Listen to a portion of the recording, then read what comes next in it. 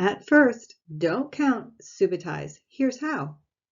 Welcome to video 2 in my Smiling Dog Math series that's designed to help you help little kids understand math. Hi, I'm Dr. Marty Epstein. I have a PhD in math education where I focused on learning everything I could about how little kids first learn math and what can go wrong. In video 1, I hopefully convinced you that to help a child start learning math, at first don't count. Instead, start with something called subitizing. So let's talk about subitizing. First, I'll do a quick summary of subitizing, what it is and why it's so important. Then, most of the video will focus on helping you help little kids learn the key early math skill of subitizing. Subitizing involves instantly knowing how many are in a group without counting. Subitizing is very important for at least 2 reasons. First, it's needed to understand counting and how counting gives us important mathematical information. Secondly, as discussed in video 1, subitizing helps build the foundational view of numbers that mathematics is based on. Here's what I mean by that. Mathematics is based on the idea of groups and using numbers to label the size of groups. And at its core, that's what subitizing is, recognizing a group and using a number to label that group size. Now, contrast that with simple counting. Think about what's really happening when we count like this. 1, 2, 3. Simple counting involves giving a name to an item in a given order. If that's all a child does, that child can easily think 3, for example, is the name of the item counted third, not the size of that group of 3. And if that happens and doesn't get corrected, that child will not be able to understand mathematics. So subitizing is really important to early math. To better understand and appreciate this super important thing called subitizing, well, let's subitize. I'll show you several groups of apples. Decide how many apples are in each group. Don't count. You'll have less than a second for each group. Ready? Here we go.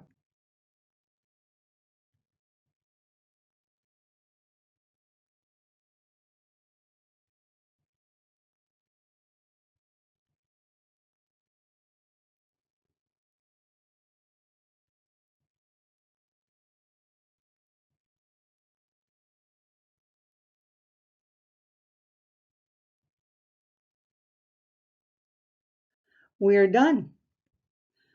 Some you probably knew instantly, others you probably added subgroups, and some you probably just couldn't tell. It turns out groups of 1, 2, and 3 are immediately subitizable. Without counting or doing any other mental gymnastics, our brains can recognize and differentiate groups of 1, 2, and 3, regardless of how items in a group are positioned. Maybe 4 also, but I found myself building up 4 by adding 2 groups of 2 together. For the record, these are the largest groups you just saw earlier, and it turns out groups of 5 or more are not instantly subitizable, unless we use other mental processes such as recognizing a previously learned pattern or identifying and mentally adding subgroups. If I had more time, I would have identified and added together smaller subgroups. But interestingly, I would have built up these larger groups from the very small groups of 1, 2, and 3 that I could instantly subitize. This subitizing experiment we just did shows how subitizing these very small groups of 1, 2, and 3 are especially important. They tap an innate perceptual ability we all have and are also the building blocks of subitizing larger groups. So it seems fair to conclude that if we want to help a child subitize, it makes sense to start here with these very small groups of 1, 2, and 3. As we help a child learn to subitize, keep in mind that subitizing involves understanding the important abstract mathematical ideas of a group and that we use numbers to tell us the size of groups. To help a child subitize, visually, groups should almost scream out, "Look at me, I'm a group." So the group should be immediately self-evident as a group and the focus of a child's attention. We want to make learning these new abstract ideas as straightforward as possible, and to do that, we don't want to build in any unnecessary complexity, distractions, and even roadblocks. To do that, it helps if items in the group are simple, similar, and don't overlap, like these groups of 3. To me, if these groups could talk, they'd be saying confidently and proudly, "Look at me, I'm a group." Alternatively, we should avoid groups with items that are complex, dissimilar, and overlapping. To me, the groups on the right don't visually pop as groups, nonetheless groups of 3. If they had a voice, it's as if they would say, "I'm complex and maybe a little mysterious about what I'm trying to communicate." Let's not do that. It also helps for it to be immediately clear what's in a group. That means we want to avoid any uncertainty about what is and is not included in the group. For example, if we define groups of apples as including only those apples that fall completely within a gray box, there are technically 2 groups of 3 apples on this page. But if a child doesn't yet know what 3 means, using complicated, challenging visuals like this just isn't helpful. And what if a child gets it wrong? We'll have a mismatch between the group size we want them to associate with 3 and the group size they think we want them to associate with 3. Let's not do that. Also, it helps to avoid distracting backgrounds and settings. Yes, the pictures on the right each have 3 apples in them, but that's not the same thing as 3 apples clearly popping as a group of 3 apples, like the apples on the left. Additionally, to help communicate the idea of a group, items in the group shouldn't be too fun, engaging, or realistic. And that's not a typo. Here's why. The corgis pictured are so cute and realistic that they're likely to trigger thoughts associated with a cute real dog, like, "Oh, that dog's so cute, I want a dog." But now we've triggered distracting thoughts that pull a child's attention away from the idea of a group of dogs and sent their brain racing off in another direction. If we use a more abstract image of a dog, this makes it easier to stay focused on and get the even more abstract idea of a group of dogs. Using contrast that's clear and immediate also helps a child understand what 1, 2, and 3 mean, which includes understanding how groups of 1, 2, and 3 are different from each other. Unfortunately, not all early math books and materials use contrast this way. For example, in many early math books, a child will see 1 depicted on a page, something like this. Then you'll turn the page so you can't see that group of 1. And the child will see a group of 2, maybe like this. Then you'll turn the page so you can't see that group of 2. And the child will see a group of 3, maybe like this.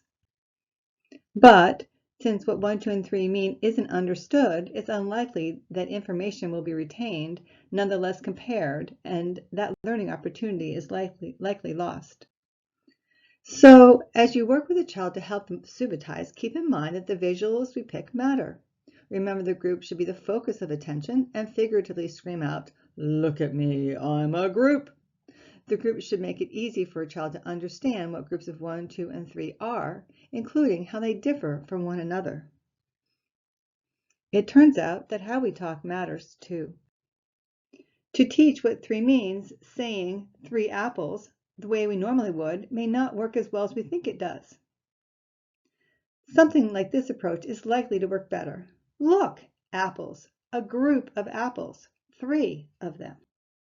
Isn't that difference trivial? No, it's not.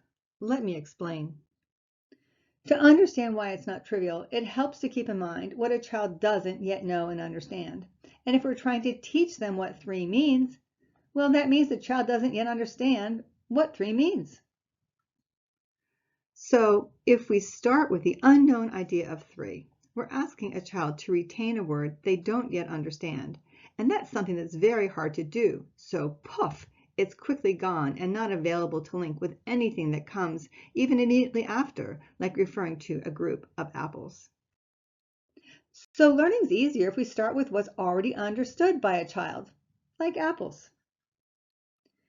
A child can anchor on that known idea so it's available to them when the new idea of 3 comes along immediately after. And with both ideas cognitively available to the child at the same time, linking them is now possible. And new cognitive links are what create new understandings. Voila! Now a child understands what the numbers 1, 2, and 3 mean.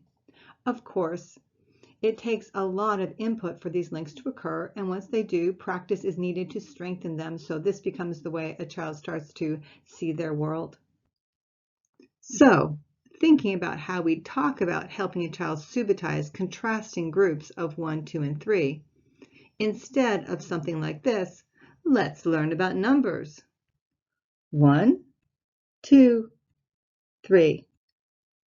Try saying something like this. Look, groups of apples. Let's talk about how many apples are in each group of apples. This group of apples has 1 apple. This group of apples doesn't have 1 apple. This group of apples has 2 apples. And this group of apples doesn't have 1 or 2 apples. This group of apples has 3 apples. Maybe you're thinking, Subitizing is pretty cool. I'll grab some favorite counting books and start teaching Subitizing. If you do, be careful. Counting books are not always good for Subitizing, like Sesame Street's 1, 2, 3, Count With Me. Sesame Street is wonderful, but I wouldn't pick this book to help a child Subitize. To me, nothing on this page screams, "Hi, I'm a group." To point out just a few of the issues, the images that make up the groups of 2 and 3 are complex and overlapping. Also, if we're only quantifying proud peacocks, well, a child needs to understand what proud means. And even if a child knows what proud means, this picture only works if a child concludes that all the peacocks are proud. Yikes! Do they all look proud? Should a child simply assume they're proud because they're peacocks? Well, my brain hurts. That's simply way too complicated, too much work, and has way too much room for error. And because of all the visual complexity and the fact that the idea of a group is not immediately clear and self-evident, it's as if the tigers and peacocks had a voice, they'd be screaming out, "Count us! I demand that you count us!" But don't, for all the reasons discussed earlier and in video 1. We've sure covered a lot of ground in video 2, so here's a quick summary. Start with Subitizing groups of 1, 2, and 3, not with counting. Visually, groups you pick should almost scream out, "Look at me, I'm a group," like the group of 3 fish on the left below. I would avoid visuals like the picture I created on the right. Yes, there are 3 fish in it, but to me, it doesn't visually communicate a group of 3.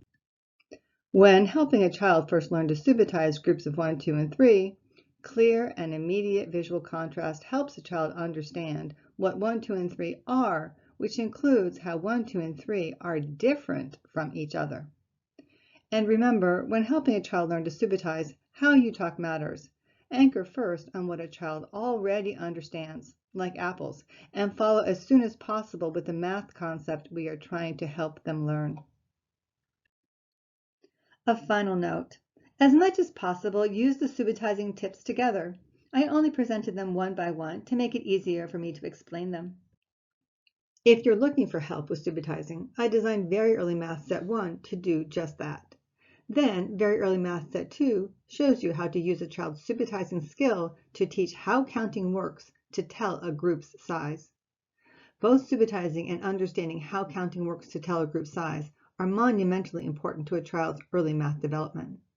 And not all approaches to teaching these critical math skills work equally well. My Very Early Math books are available on Amazon and through the links on my Smiling Dog Math website. Please share, like, and subscribe so lots of little kids can build a strong math foundation. Bye for now.